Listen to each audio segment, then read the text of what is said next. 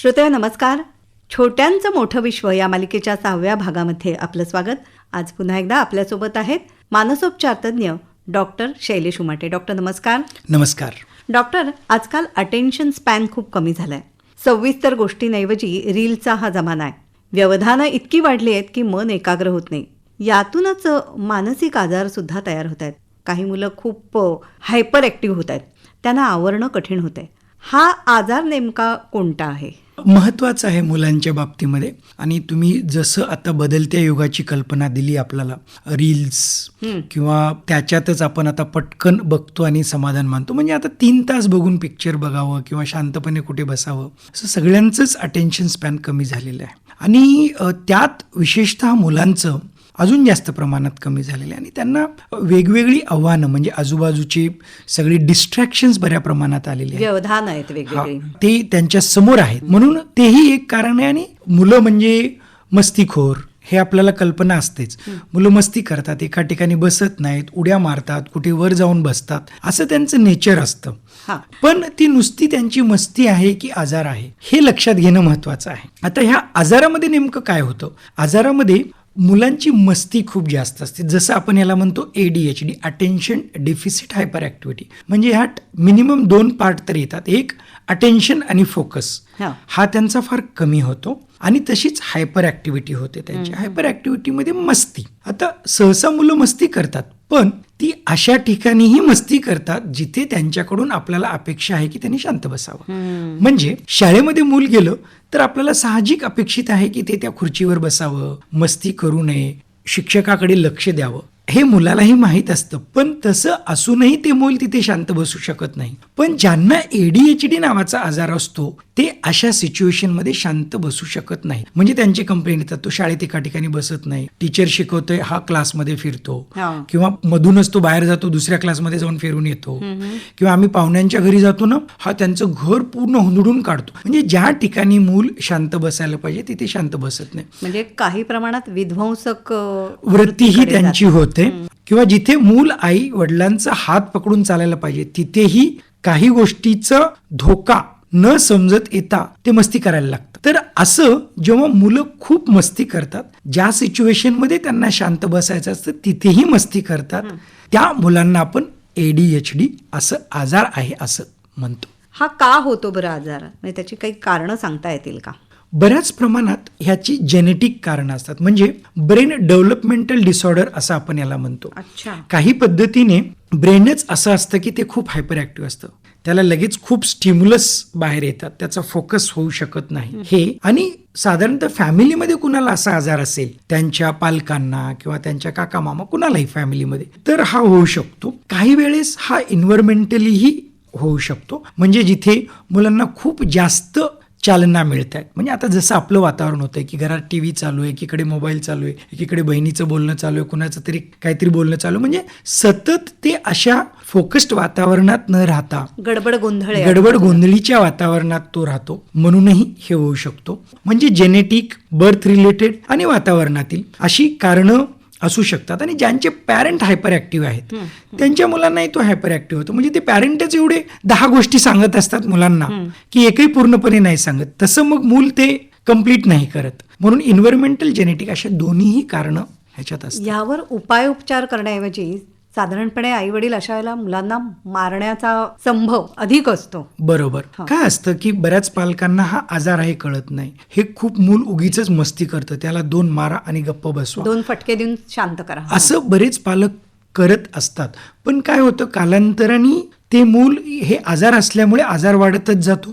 त्यांच्या माराला किंवा त्यांच्या समजवण्याला ते शांत होत नाही, घाबरत नाही. मग उलट डिफायंट व्हायला लागतं. काय करणार तुम्ही? 2 मारणार ना मला, मग मार खाईल मी. अशा प्रकारचं डिफायंट बिहेवियर मुलांमध्ये यायला लागतं. म्हणून ही लक्षणं वेळीच ओळखून ह्याचा इलाज करणं महत्वाचं आहे. नाहीतर बंडखोरपणा वेगळ्या प्रकारे.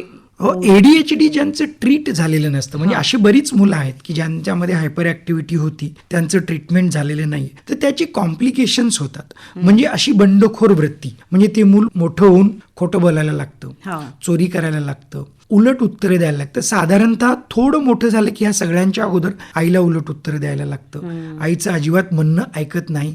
आई एखादी म्हणाली की त्याचं उलटच करतं. मग हे बाबांच्या समोर कमी होतं. मग बाबाला असं वाटतं की अरे नाही, आईलाच सांभाळता येत नाही, मग मी सांभाळतो. मग अजून 1 वर्ष गेलं की वडिलांनाही उलट बोलायला लागतं. मग वडिलांच्या विरुद्ध होतं. म्हणजे सगळ्या कुटुंबामध्ये यातून समस्या निर्माण होऊ शकतात, नाही का? सगळ्यांनाच निर्माण होऊ शकतात. आणि मग काय होतं, हळूहळू ते खोटं बोलतं. विशेषतः मुलं, आम्ही म्हणतो रेकॉर्ड जे त्यांचं अकॅडमिक प्रोग्रेस असतं त्याच्यावर स्वतःच सह्या करून बाबाची सही म्हणून दाखवतो. म्हणजे अशा डिफाईन्ड गोष्टी घडतात. बऱ्याच वेळेस मूल शाळेला जातो सांगून दुसरीकडे जातात, ट्युशनला जातो म्हणून दुसरीकडे जातात, घरात पडलेले पैसे चोरी करतात. म्हणजे चोरी करणं, खोटं बोलणं, उलट उत्तरं देणं, शाळेला न जाणं, अभ्यासाची तर बंबाबंब होतेच, कारण अगोदरच त्यांचं कॉन्सन्ट्रेशन फोकस नसतं. बरोबर. त्याच्यामुळे अभ्यासात तर कमीपणा येतोच, मग वागण्यातही बदल होतो. मग हे मूल आउटलाईनला जाऊ शकतं. म्हणून आपण म्हणतो की हा मुलगा फुकट गेला. अगदी. ते फुकट जाण्यामागे ADHD असू शकतं. अगदी नक्की असू शकतं. आणि दुसरं गंमत अशी आहे की याचा 100% इलाज होऊ शकतो. बरं, ही एक सकारात्मक बाजू आहे. म्हणजे याला औषधं दिली आणि समुपदेशन दिलं की मुलाचं फोकस, वागण्यात बदल प्रचंड प्रमाणात येतो. म्हणजे आता जेवढे मी मुलांना ट्रीट करतो, 3 महिन्यात ते 4 महिन्यात त्यांना आपल्याला रिझल्ट दिसतात. म्हणतात की मूल आता फोकस करायला लागलं. ट्युशन टीचरचा ह्याच्याबद्दलचं मत बदललेलं आहे. शाळेतून याचं टीचर वेगळ्या गोष्टी सांगतात. म्हणजे असं आपल्याला पॉझिटिव्ह रिझल्ट ट्रिमेंडसली दिसतोय. पण मग अशा मुलांना घरी आणि शाळेमध्ये कसं हाताळावं? काय असतं, ह्या मुलांना जेव्हा आपल्याला असं दिसतंय की मूल हे हायपर ऍक्टिव्ह आहे, तेव्हा त्यांना शांत फोकस करण्यासाठी सांगणं, शांत बसणं हे सांगायला पाहिजे. पण ते सांगितलं तरी ते काही ऐकणार नाहीयेत. तेव्हा जेव्हा आपण संवाद सांगतो त्यांना फार स्पेसिफिक इन्स्ट्रक्शन द्यायला पाहिजे. तू तिथे जा, तिथून पाण्याची बाटली घेऊन ये, बेडरूममध्ये तिकडं एक कपडा पडलेले ते पण घेऊन ये, आणि मग दादा काय करतो बघून ये. एकदाच 3 ते 4 इन्स्ट्रक्शन दिलं तर ते एकच करणार किंवा एकही अर्धवट करणार. म्हणून त्यांना इन्स्ट्रक्शन देत असताना स्पेसिफिक शांतपणे इन्स्ट्रक्शन द्यायचं, तर ते काम करतील. एकावेळी एक काम, एकावेळी एक. अभ्यास करत असताना परत ते खूप डिस्ट्रॅक्ट होतात. आईला किंवा बाबाला सतत त्यांना बसून त्यांचं डिस्ट्रॅक्शन कमी करून फोकस करायला पाहिजे. घरात डिस्ट्रॅक्टेबल वातावरण चेंज करायचं. म्हणजे मूल अभ्यास करतंय, त्याला डिस्ट्रॅक्शन नको. आयदर त्याची सेपरेट रूम असेल किंवा तिथे मग फोन चालू आहे, टीव्ही चालू आहे, दुसरं मूल काहीतरी गोंधळ करतंय, तिसरं कोणीतरी खेळतंय, असं नको.